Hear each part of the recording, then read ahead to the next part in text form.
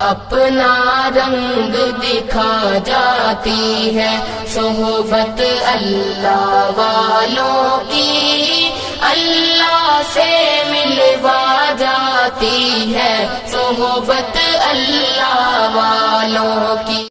قرآن مجید میں فرمایا گیا ان الصلاۃ تنہا عن الفحشاء والمنکر، کہ نماز انسان کو برے کاموں سے اور فحش کاموں سے روک دیتی ہے۔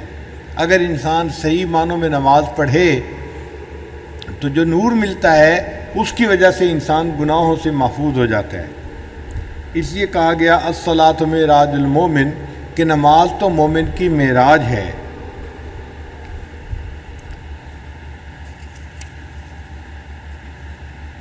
حدیث مبارکہ میں ہے کہ سجدہ کرنے والا اللہ تعالیٰ کے دونوں قدموں پر سجدہ کرتا ہے۔ الساجد یسجد علی قدمی اللہ، سجدہ کرنے والا اپنے محبوب کے دونوں قدموں پہ سر رکھ رہا ہوتا ہے۔ آپ سوچئے نا کہ تصور میں یہ کیسا حال ہوگا کہ محبوب کے قدموں پہ محب اپنا سر رکھے۔ حضرت مولانا محمد یحییٰ رحمۃ اللہ علیہ جو شیخ الحدیث رحمۃ اللہ کے والد تھے، وہ بہت لمبا سجدہ کیا کرتے تھے۔ ہم نے اپنی زندگی میں بعض لمبا سجدہ کرنے والے حضرات کو دیکھا ہے۔ ہم تو سجدے میں 3 مرتبہ سبحان ربی الاعلیٰ پڑھتے ہیں، وہ ہر سجدے میں 21 بار سجدے میں سبحان ربی الاعلیٰ پڑھا کرتے تھے، ہر سجدے میں۔ اب 21 دفعہ پڑھ کے دیکھیں نا کتنا لمبا سجدہ ہوتا ہے، اور ہر سجدے میں 21 مرتبہ پڑھنا کتنا مشکل کام نظر آتا ہے۔ ہمارے پاس فرصت بھی ہوتی ہے، وقت بھی ہوتا ہے، کوئی ڈنڈا لے کے سر پہ کھڑا بھی نہیں ہوتا، لیکن محبت کی کمی کی وجہ سے بس ہم 3 مرتبہ ہی سجدے میں پڑھتے ہیں اور سجدہ ختم کر دیتے ہیں۔ اور ہمارے اکابر لمبا سجدہ کیا کرتے تھے۔ تو مولانا یحییٰ رحمۃ اللہ علیہ سے کسی نے پوچھا حضرت آپ اتنا لمبا سجدہ کیوں کرتے ہیں؟ انہوں نے کہا کہ مجھے یوں محسوس ہوتا ہے میں نے اپنے آقا کے قدموں پہ سر رکھ دیا، میرا سر اٹھانے کو دل ہی نہیں چاہتا۔ تو یہ کیفیت ہو نا سجدے میں کہ سر اٹھانے کو دل ہی نہیں چاہتا۔ حدیث مبارکہ میں ہے اللہ تعالیٰ کے نزدیک بندے کی کوئی حالت اس سے زیادہ پسندیدہ نہیں کہ اللہ تعالیٰ اس بندے کو اپنا چہرہ خاک آلود کر کے سجدہ کرتے ہوئے دیکھے۔ اور ایک حدیث پاک میں فرمایا گیا اقرب ما یکون العبد من الرب فی الصلاۃ، نماز میں بندہ اپنے رب کے سب سے زیادہ قریب ہوتا ہے۔ اور ایک حدیث مبارکہ میں ہے کہ جب بندہ نماز کی تکبیر کہتا ہے، یعنی نماز شروع کرتا ہے، تو اللہ تعالیٰ اپنی ذات سے اس کی طرف متوجہ ہو جاتے ہیں، بس اس بندے سے اللہ تعالیٰ رخ نہیں پھیرتے یہاں تک کہ وہ بندہ اپنا رخ پھیر لے یا کوئی بری بات کہے۔ یعنی جب تک بندہ خود اپنا رخ نہیں پھیر لیتا، اللہ تعالیٰ اس کی طرف اپنا رخ کر کے ہی رہتے ہیں۔ اسی لیے نماز کے بعد تھوڑی دیر بیٹھنا، ذکر کرنا یا دعا کرنا، یہ ہمارے مشائخ کا معمول رہا ہے۔ ایک حدیث مبارکہ میں ہے کہ جب بندہ نماز میں کھڑا ہوتا ہے اس کے لیے جنت کے دروازے کھول دیے جاتے ہیں اور اس کے پروردگار کے درمیان کے پردے اٹھا دیے جاتے ہیں۔ بندے اور اللہ کے درمیان کے پردے ہٹا دیے جاتے ہیں اور بندے کو گویا نماز میں اللہ کا دیدار نصیب ہوتا ہے۔ اچھا، ایک بات کو ذہن میں رکھیے کہ محبوب سے اگر ملاقات ممکن نہ ہو تو لوگ اپنے تصور میں محبوب سے ملاقات کرتے ہیں۔ بہت سارے نوجوان جن کا نکاح ہو جاتا ہے، رخصتی نہیں ہوتی، وہ اپنی سوچ میں سوچتے ہیں کہ میں فلاں دن جو ہے دلہا بنوں گا اور اپنی دلہن سے ملاقات ہوگی تو ایسی دلہن ہوگی، یعنی وہ تصور میں اپنی ملاقات کے بارے میں سوچتے ہیں۔ رب کریم نے بھی فرما دیا میرے بندو تم دنیا میں رہتے ہوئے مجھے دیکھ نہیں سکتے، یہ دنیا دیدار کا مقام نہیں ہے، دیدار کا مقام جنت ہے۔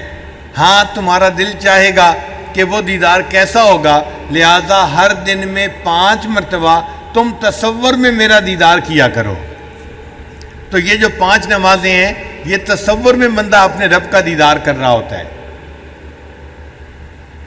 اس لیے فرمایا ان تعبد اللہ کا انک تراہ، تم اللہ کی عبادت ایسے کرو جیسے کہ تم اسے دیکھتے ہو۔ فَإِن لَّمْ تَكُن تَرَاهُ، اور اگر تمہیں یہ کیفیت حاصل نہ ہو کہ تم اس کو دیکھ سکو، تو اس طرح محسوس کرو کہ وہ تمہیں دیکھ رہا ہے۔ محبوب بندے کو دیکھے تو محب کو اس میں بھی لذت ملتی ہے۔ چنانچہ کتابوں میں واقعہ لکھا ہے، ایک آدمی تھا، اس کو کسی جرم کی پاداش میں درے لگے، اور اس کو اتنے درے لگے مگر اس نے زبان سے سی تک نہیں نکالی، خاموشی سے برداشت کر لیے۔ لوگ بڑے حیران کہ اتنی سزا ملی اور اس بندے نے آواز بھی نہیں نکالی۔ تو اس کے کسی دوست نے پوچھا کہ تم نے اتنے آرام سے سزا کیسے برداشت کر لی؟ اس نے کہا کہ میں نے سنا تھا کہ میرا محبوب بھی دیکھنے کے لیے آیا تھا، میں نے اس لیے سزا برداشت کر لی، میں نے اپنی منہ سے آواز نہیں نکالی کہ پتہ نہ چلے کہ سزا ہو رہی ہے۔ تو محبوب دیکھ رہا ہو تو بھی محب کی کیفیت کچھ اور ہوتی ہے۔ تو یا تو محب محبوب کو دیکھے، یہ سب سے اعلیٰ قسم ہے، اس کو مشاہدہ کہتے ہیں، اور دوسرا اس کو مراقبہ کہتے ہیں کہ بندہ یہ محسوس کرے کہ محبوب مجھے دیکھ رہا ہے۔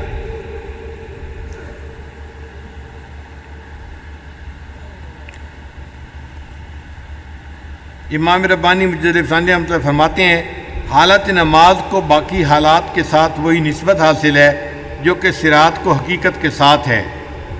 آگے فرماتے ہیں، تمام حالات کو نماز کی حالت کے ساتھ وہی نسبت ہے جو کہ صورت کو حقیقت کے ساتھ ہے۔ مثلا جو صورت کے آئینہ میں منعکس ہے اس کو اپنی اصل کے ساتھ ظاہری مماثلت و اسمی مشارکت کے سوا اور کوئی مساوات حاصل نہیں۔ جو کیف و ذوق نماز سے پیدا ہوتا ہے وہ تمام اذواق و کیفیات سے ممتاز ہے۔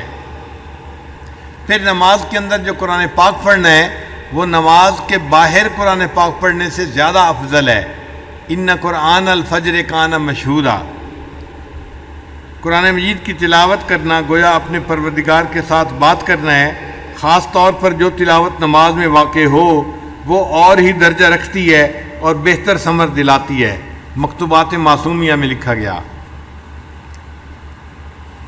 ہمارے سلسلہ عالیہ کے ایک بزرگ تھے، امام جعفر صادق رحمۃ اللہ علیہ۔ ایک مرتبہ نماز پڑھ رہے تھے کہ بے ہوش ہو کر گر پڑے۔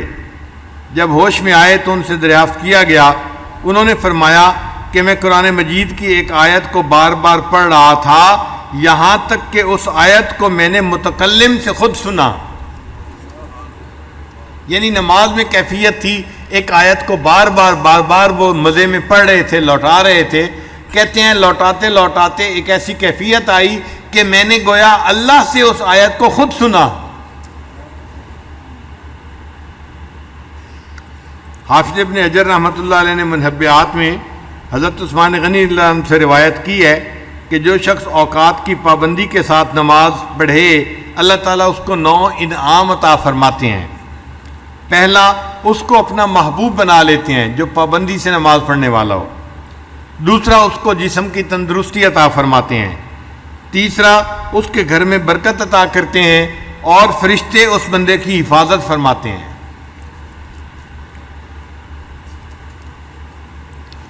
اس کے چہرے پر صلحاء کا نور ظاہر کر دیا جاتا ہے، اس بندے کا دل نرم کر دیا جاتا ہے۔ روز محشر اس کو پل صراط سے بجلی کی تیزی کے ساتھ گزاریں گے اور اس بندے کو جہنم سے نجات عطا فرمائیں گے اور جنت میں اس کو نیکوں کا ساتھ عطا فرمائیں گے۔ یہ نماز کے 9 فوائد ہیں۔ ایک حدیث پاک میں ہے کہ نماز دین کا ستون ہے اور اس میں 10 خوبیاں ہیں۔ چہرے کی رونق ہے نماز، دل کا نور ہے، بدن کی تندرستی کا سبب ہے، قبر کا انس ہے، اللہ تعالیٰ کی رحمت اترنے کا ذریعہ ہے، آسمان کی کنجی ہے، اعمال نامے کے ترازو کا وزن ہے، اللہ تعالیٰ کی رضا کا سبب ہے، دوزخ سے آڑ ہے، اور 10واں جنت کی قیمت ہے۔ جو شخص باقاعدگی کے ساتھ نماز پڑھتا ہے اس نماز کی برکت سے اللہ تعالیٰ اس بندے کو جنت عطا فرمائیں گے۔ جس نے نماز کو قائم کیا اس نے دین کو قائم کیا، اور جس نے نماز کو چھوڑا اس نے دین کو گرایا۔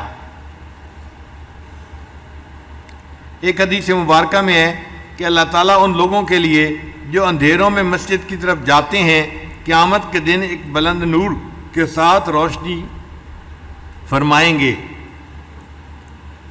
ایک حدیث پاک میں ہے اندھیروں میں مساجد کی طرف چلنے والے وہی لوگ ہیں جو اللہ تعالیٰ کی رحمت میں داخل ہونے والے ہیں۔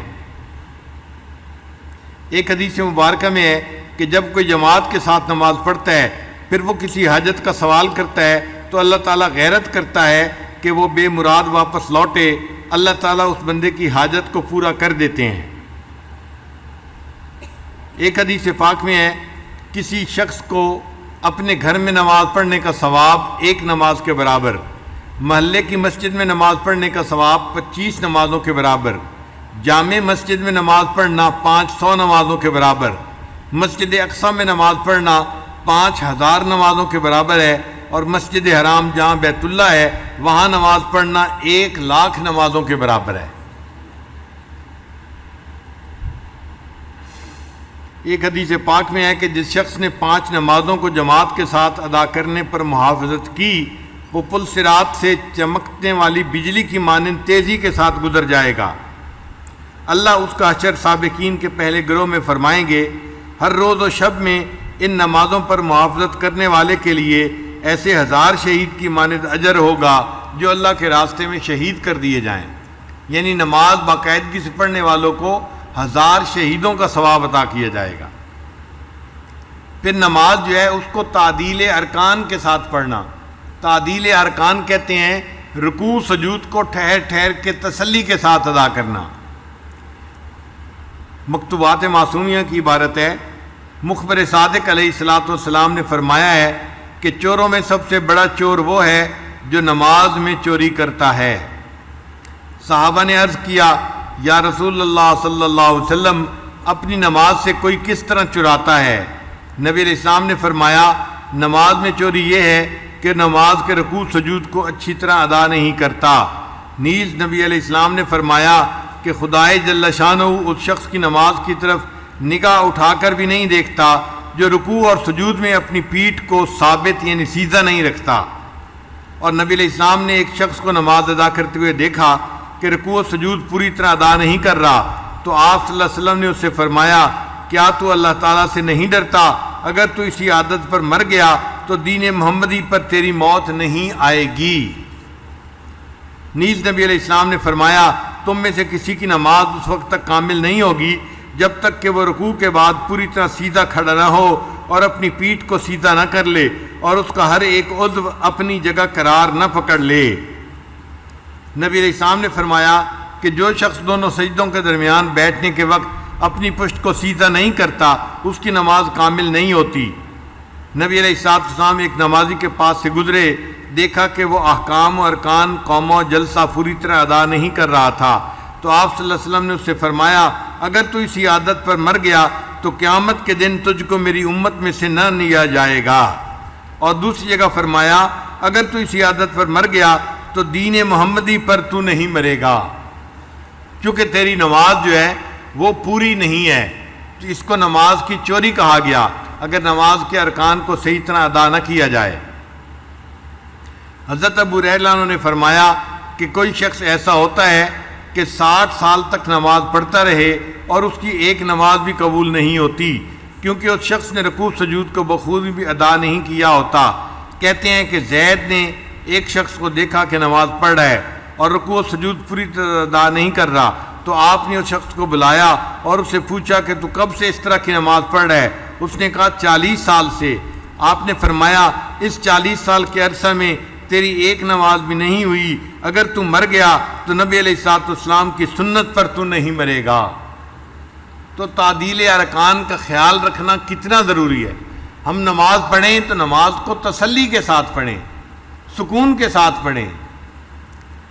نماز مومن کے لیے محبوب کے لقاء کا ذریعہ ہے، ذریعہ لقاء یار ہے، کوئی سزا نہیں ہے کہ انسان کہے جی کہ بس مجھے تو دن میں 5 مرتبہ مصیبت پڑ گئی ہے اس نماز کو پڑھنے کی۔ اللہ رب العزت نے اپنے پیارے حبیب صلی اللہ علیہ وسلم کو عرشوں پہ بلایا معراج کے لیے۔ اب جو کسی محبوب کو گھر بلائے اور اس کو تحفہ دے تو اپنی طرف سے بہترین تحفہ دیتا ہے۔ اللہ رب العزت نے اپنے پیارے حبیب صلی اللہ علیہ وسلم کو عرشوں پہ بلا کے ان کو نماز کا تحفہ عطا فرمایا۔ پہلے ایک دن میں 50 نمازیں فرض ہوئی تھیں۔ آپ سوچیں ایک دن میں 50 نمازیں پڑھنی ہوتی تو ہم تو مصلی پہ بیٹھے رہتے، پھر نبی علیہ الصلوۃ والسلام نے اللہ رب العزت سے درخواست کی کہ میری امت کے لیے آسانی کر دی جائے، 45 کر دیں، 40 کر دیں، حتیٰ کہ اللہ تعالیٰ نے آخر پر فرمایا آپ کی امت 5 نمازیں پڑھے گی، ان کے نام اعمال میں 50 نمازیں پڑھنے کا ثواب لکھا جائے گا۔ نماز اچھی طرح ادا کرنے پر نمازی کے لیے اچھی دعا کرتی ہے، ورنہ نمازی کے لیے بد دعا کرتی ہے۔ منقول ہے کہ جب مومن بندہ نماز اچھی طرح ادا کرتا ہے اور اس کے رکوع و سجود بخوبی لاتا ہے تو اس کی نماز بشاشت والی اور نورانی ہوتی ہے۔ فرشتے اس نماز کو آسمان پر لے جاتے ہیں اور وہ نماز اپنے نمازی کے لیے اچھی دعا کرتی ہے اور کہتی ہے حافظک اللہ سبحانہ کما حفظتنی، اللہ تعالیٰ تمہاری حفاظت کرے جیسے تم نے میری حفاظت کی۔ اور اگر نماز کو اچھی طرح ادا نہیں کرتا تو وہ نماز ظلمت والی رہتی ہے، فرشتوں کو اس نماز سے کراہت آتی ہے اور اس نماز کو آسمان پر نہیں لے جاتے، اور وہ نماز اس نمازی کے لیے بد دعا کرتی ہے اور کہتی ہے ضیعک اللہ تعالی کما ضیعتنی، اللہ تعالیٰ تمہیں اسی طرح ضائع کرے جس طرح تم نے مجھے ضائع کر دیا۔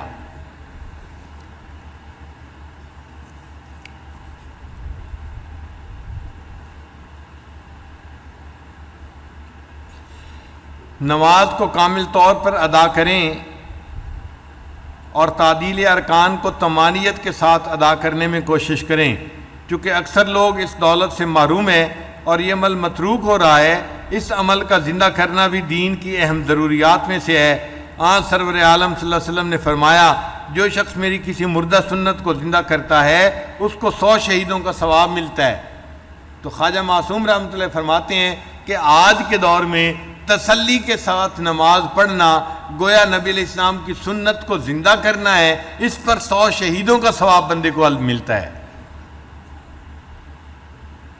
پھر جب ہم جماعت کے ساتھ نماز پڑھیں تو ہمیں چاہیے کہ اپنی صفیں کو سیدھا کریں اور یہ بھی سمجھ لیں کہ جماعت کے ساتھ نماز ادا کرنے کے وقت صفوں کو سیدھا اور برابر کرنا چاہیے تاکہ نمازیوں میں سے کوئی شخص آگے پیچھے کھڑا نہ ہو۔ کوشش کرنی چاہیے کہ سب نمازی ایک دوسرے کے برابر کھڑے ہوں۔ نبی علیہ السلام پہلے صفوں کو درست فرمایا کرتے تھے، پھر تکبیر تحریمہ کہتے۔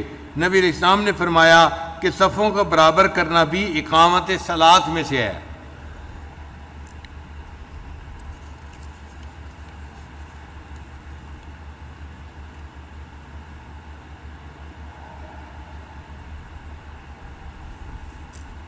کسی نے سوال پوچھا کہ سالک نماز کے دوران کس چیز کی طرف متوجہ ہو، یعنی اللہ کی ذات کی طرف جو حقیقی مسجود ہے، یا قرآن مجید کی طرف جو مدار نماز ہے، یا کعبہ کی طرف جو مسجود الہ ہے، یا خشوع و خضوع اور تعدیل ارکان کی طرف کہ جن کا اس کو حکم دیا گیا ہے۔ کسی نے حضرت خواجہ معصوم رحمۃ اللہ علیہ سے یہ سوال پوچھا۔ فرماتے ہیں نمازی کے لیے جو کچھ ضروری ہے اور جن امور کا اس کو حکم دیا گیا ہے وہ نماز کے ارکان و قوما، جلسہ اور طمانینت و خشوع و خضوع کی طرف متوجہ ہونا ہے۔ قد افلح المؤمنون الذین هم فی صلاتهم خاشعون، اور نماز میں خشوع مثلاً قیام میں سجدہ کی جگہ پر نگاہ لگا دینا وغیرہ، اور نیز قرآن مجید کی قرأت کی طرف متوجہ ہونا، اور اگر وہ اہل حقیقت میں سے ہے تو اس کے معنی و اسرار میں غور کرنا ہے، ورنہ اس قدر سمجھے کہ یہ حق جل و علا کا کلام ہے اور ذات بہت کی طرف متوجہ ہونا نماز کے مامورات میں سے نہیں ہے۔ اس کے باوجود ہم کہتے ہیں کہ ان امور کی طرف متوجہ ہونا عین ذات مسجود کی طرف متوجہ ہونا ہے، کیونکہ ذات بہت اسماء و صفات کا لحاظ کیے بغیر، جیسا کہ آپ نے لکھا ہے، توجہ، مراقبہ اور تصور سے بالاتر ہے۔ زیادہ عارف رہا وہ عارف جو کہ ذات بات سے واصل ہے اور وصل عریانی کے ساتھ ممتاز ہے، اس کا معاملہ جدا ہے۔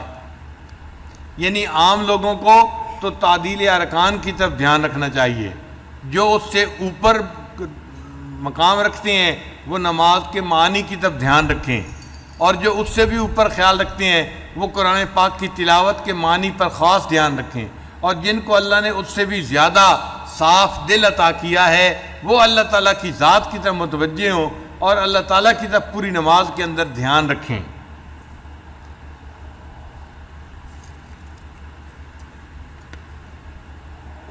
نماز ایک حقیقت بھی رکھتی ہے جو تمام مشاہدات و تجلیات سے بالا تر ہے۔